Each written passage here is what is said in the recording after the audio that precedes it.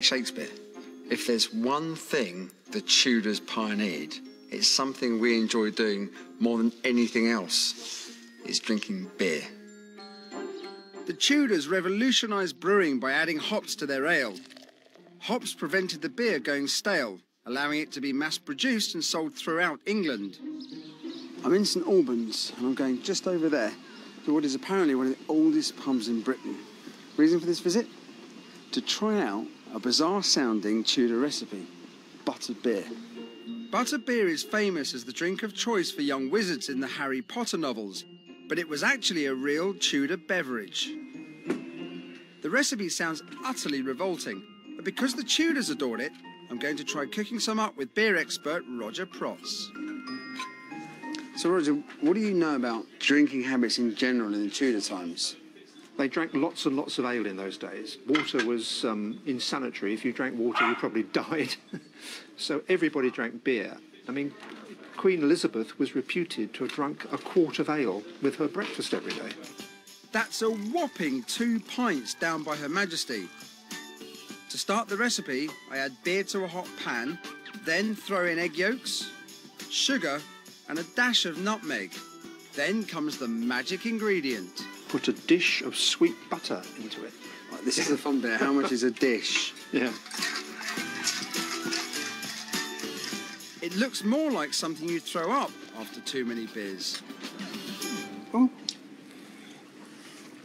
Actually, I have to say that's a lot nicer than I thought it was going to be. Yeah.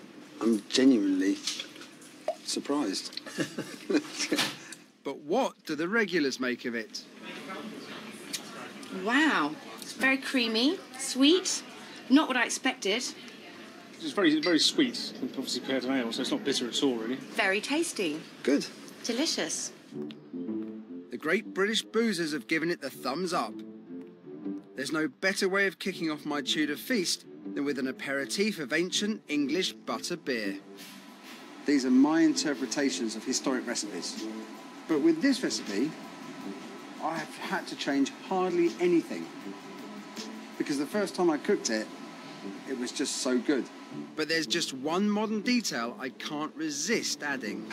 Beer wouldn't be beer without a froth or a head.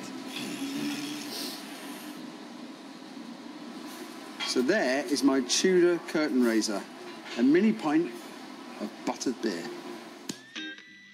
But what will my guests make of my Tudor tipple? Not